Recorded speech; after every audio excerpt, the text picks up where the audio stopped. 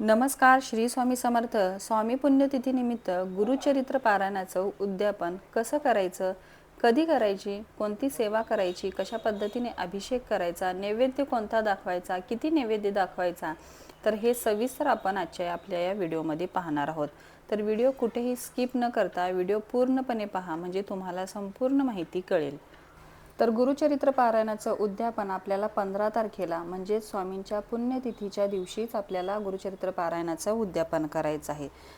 उद्यापनाच्या दिवशी सर्वात आधी सकाळी आपल्याला घरातलं सगळं काही आवरून घ्यायचं आहे. उंबरठ्याची पूजा, तुळशी पूजा सगळं काही आपलं आवरून झाल्यानंतर आपल्याला स्वामींचा अभिषेक करायचा आहे. अभिषेक तुम्ही जर करणार असाल तर पुरुष सूक्त आणि श्री सूक्त म्हणत म्हणत स्वामींचा अभिषेक करायचा आहे. खरं तर 16 वेळा पुरुष सूक्त आणि श्री सूक्त म्हणत आपल्याला अभिषेक करायचा असतो, पण तेवढा वेळ कुणाकडे नसतो की 16 वेळा आपण पुरुष सूक्त म्हणत बसू.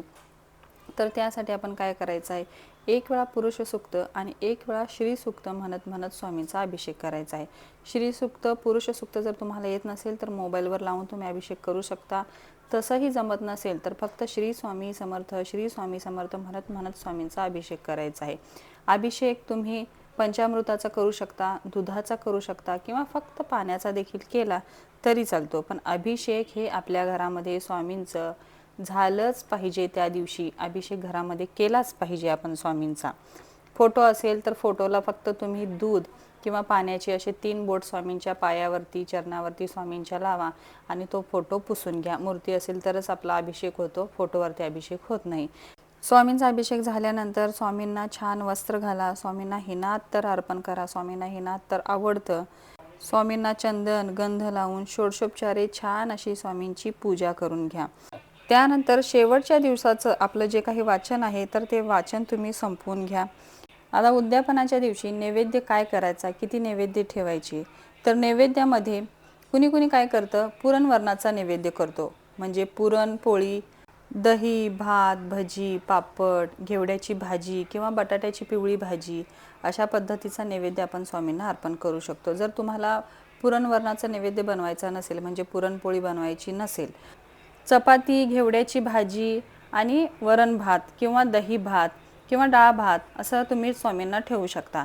चपाती आणि घेवड्याची भाजी ही आपल्या नैवेद्यामध्ये असायलाच पाहिजे. पुरणाची पोळी किंवा घेवड्याची भाजी. नैवेद्य तुम्ही चपाती, पोळी काहीही बनवा, पण त्यामध्ये आवर्जून घेवड्याची भाजी तुम्ही स्वामींना नैवेद्य रूपी ठेवा. गुरुचरित्र पारायणामध्ये घेवड्याच्या भाजीला खूप महत्त्व आहे, त्यामुळे घेवड्याची भाजी आपण नैवेद्यामध्ये ठेवलीच पाहिजे. आता नैवेद्य कसा बनवायचा, आता 7 दिवस तर आपण कांदा लसूण खात नव्हतो, डाळ भात वगैरे आपण खात नव्हतो. तर नैवेद्यामध्ये आपल्याला जो काही आपण नैवेद्य बनवणार आहे तो बिना कांदा लसूणचाच आपल्याला करायचा आहे. त्यामध्ये कांदा आणि लसूण घालायचंच नाही. पण जे काही आपण नैवेद्य बनवणार आहे त्यामध्ये डाळ आणि भात म्हणजेच आमटी आणि भात आपण नैवेद्यामध्ये स्वामींना दाखवायचा आहे. आपण जरी खात नसलो तरी आपण स्वामींना नैवेद्यामध्ये डाळ आणि भात म्हणजे आमटी आणि भात हे स्वामींना नैवेद्यरूपी दाखवायचं आहे. आपण एक भुक्त होतो, त्यामुळे डाळ भात वगैरे आपण काय खात नव्हतो, पण स्वामींना नैवेद्यामध्ये आपल्याला आमटी भात हे ठेवायचं आहे आणि बिना कांदा लसूणचा नैवेद्य आपल्याला अर्पण करायचा आहे स्वामींना. नैवेद्य आपल्याला 4 ठेवायचे आहे. एक नैवेद्य ग्रंथाचा, दुसरा दत्त महाराजांचा, तिसरा स्वामींचा आणि चौथा कुलदेवतेचा. अशा पद्धतीने आपल्याला 4 नैवेद्य घरामध्ये ठेवायचे आहेत. ग्रंथाचा जो नैवेद्य आहे तो तुम्ही स्वतः ग्रहण करा, म्हणजे जे वाचत आहे ग्रंथ त्यांनी त्या ग्रंथाचा नैवेद्य ग्रहण करायचा आहे. मग बाकीचे नैवेद्य जे आहेत ते घरातल्या व्यक्तींनी खाल्ले तरी चालतात, पण घरातच तो नैवेद्य आपल्याला खायचा आहे, बाहेर कुणालाही तो नैवेद्य द्यायचा नाही. तर हा झाला नैवेद्य.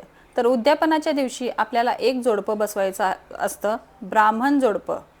तर ब्राह्मण जोडपं जर तुम्हाला मिळत नसेल तर तुम्ही कोणतंही जोडपं बसवू शकता. एक जोडपं बसवा, 5 जोडपं बसवा, तुमच्या इच्छेने, पण कमीत कमी एक तरी जोडपं आपण उद्यापनाला बसवलं पाहिजे.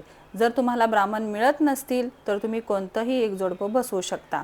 ते पण जर तुम्हाला शक्य नसेल, आता काही जण असतात की त्यांना कामानिमित्त सुट्टी नसते किंवा काहीतरी काम असतात किंवा काही ना काहीतरी अडचणी घरामध्ये येत असतात, तर त्यामुळे जर तुम्हाला घरामध्ये एखादं ब्राह्मण जोडपं बसवणं शक्य नसेल तर तुम्ही कोरडा शिधा म्हणजेच पीठ, डाळ, तेल वगैरे असा पद्धतीचा कोरडा शिधा तुम्ही घ्या आणि एखाद्या ब्राह्मणाला ते तुम्ही देऊ शकता. तर अशा पद्धतीने एक ब्राह्मण जोडपं आपल्याला उद्यापनासाठी बसवायचं असतं. त्यानंतर आपल्याला काय करायचं आहे, 7व्या दिवशी आपली पारायण समाप्ती होणार आहे.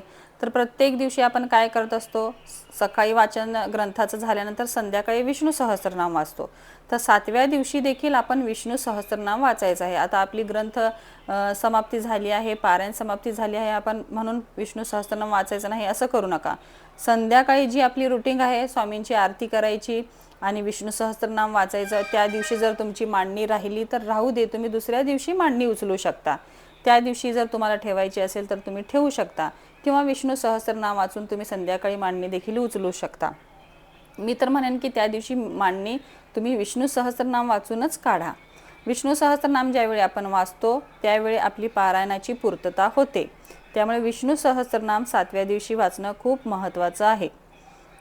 आता पारायणाची आपली पूर्तता झाली आहे, तर आपण त्यानंतर कांदा लसूण खाऊ शकतो का, बेडवर झोपू शकतो का? तर हो, विष्णू सहस्त्रनाम आपलं वाचून झाल्यानंतर आपण कांदा लसूण घातलेले पदार्थ खाऊ शकतो, बेडवर झोपू शकतो, बाहेरचे कोणतेही पदार्थ आपण खाऊ शकतो विष्णू सहस्त्रनाम वाचून झाल्यानंतर. त्यामुळे विष्णू सहस्त्रनाम आवर्जून तुम्ही वाचा, त्याशिवाय आपल्या पारायणाची पूर्तता होणार नाही. आता हे झाले घरात जे कोणी पारायण केलेलं आहे त्यांच्यासाठी. ज्यांनी केंद्रामध्ये जाऊन पारायण केलं आहे त्यांनी काय करायचं आहे, तर केंद्रामध्ये जरी तुम्ही पारायण केलं असलं तरी घरामध्ये स्वामींचा तुम्ही सकाळी अभिषेक घाला, स्वामींना छान वस्त्र घाला, स्वामींची षोडशोपचारी पूजा करा आणि स्वामींना घरामध्ये देखील थोडासा गोड प्रसाद नैवेद्य तुम्ही अर्पण करा. दूध ठेवा, गोड शिरा ठेवा, खीर ठेवा, काहीही करून तुम्ही घरामध्ये गोड नैवेद्य त्या दिवशी बनवायचा आहे, स्वामींना अर्पण करायचं आहे, स्वामींची आरती करायची आहे आणि मग केंद्रामध्ये जायचं असतं. केंद्रामध्ये आता आपल्याला भाजी चपाती वगैरे आपण तिथे घेऊन जातो. जर तुम्ही तिथे जाऊन जेवला तरी चालेल, किंवा तुम्ही पारायणाची सांगता घरामध्ये केली, घरामध्ये तुम्ही नैवेद्य बनवला, घरामध्ये स्वामींना 4 नैवेद्य तुम्ही ठेवले, घरामध्ये स्वामींची आरती केली आणि घरातच पारायणाची सांगता केली तरी देखील चालतं. आणि तुम्ही जर केंद्रामध्ये गेला तर केंद्रामध्ये जाऊन तुम्हाला ते जेवायचं असेल, जे पदार्थ तुम्ही घेऊन गेला असाल ते जाऊन तिथे तुम्ही प्रसाद रूपी जेवणार असाल तर ते देखील घेतलं तरी चालेल. तर अशा प्रकारे खूप साध्या आणि सोप्या पद्धतीने आपल्याला पारायणाची सांगता करायची आहे. स्वामींनी या दिवशी जरी देह त्याग केला असेल, देह ठेवला असेल, त्यांनी अवतार कार्य संपवला असेल, पण स्वामी अजूनही आपल्या सोबत आहेत, आपल्या पाठीशी आहेत. प्रत्येक क्षणोक्षणी स्वामी आपल्याला ही अनुभूती करून देतात की मी तुझ्या पाठीशी आहे. आणि हे प्रत्येक अनुभवातून, प्रत्येक सेवेतून, प्रत्येक पूजेतून हजारो भक्तांना याची अनुभूती आलेली आहे. तर हा दिवस आपल्या सर्व भक्तांसाठी खूप दुःखाचा आहे, पण तरीसुद्धा जी काही झालेली आपली सेवा आहे ती नम्रपणे आपण स्वामींच्या चरणी अर्पण करायची. स्वामींवरचा जो काही विश्वास आहे, जी काही श्रद्धा आहे ती डगमगू न देता स्वामींची अखंड अशी सेवा आपल्या हातून होत राहू दे अशी स्वामींना आपण प्रार्थना करायची आहे या दिवशी. तर आपले स्वामी खूप दयाळू आहेत, खूप प्रेमळ आहेत, कृपाळू आहेत, दयेचा सागर आहेत आपले स्वामी. त्यामुळे आपली जी काही सेवा झालेली आहे तर ती सेवा स्वामींना नम्रपणे सांगा की तुम्ही ती चरणी मान्य करून घ्या आणि तुमचा कृपा आशीर्वाद आमच्या सगळ्यांवर राहू दे. तर आजचा व्हिडिओ इथेच थांबवते. तुमच्या सगळ्या चांगल्या इच्छा स्वामी पूर्ण करो अशी स्वामींचरणी प्रार्थना करते. तुम्हाला हा व्हिडिओ आवडला असेल तर व्हिडिओला लाईक करा, चॅनलला सबस्क्राईब करा आणि कमेंटमध्ये श्री स्वामी समर्थ लिहायला विसरू नका. पुन्हा भेटूया एक नवीन अशा व्हिडिओमध्ये नवीन स्वामींची सेवा घेऊन. तर सर्वांना श्री स्वामी समर्थ, श्री गुरुदेव दत्त.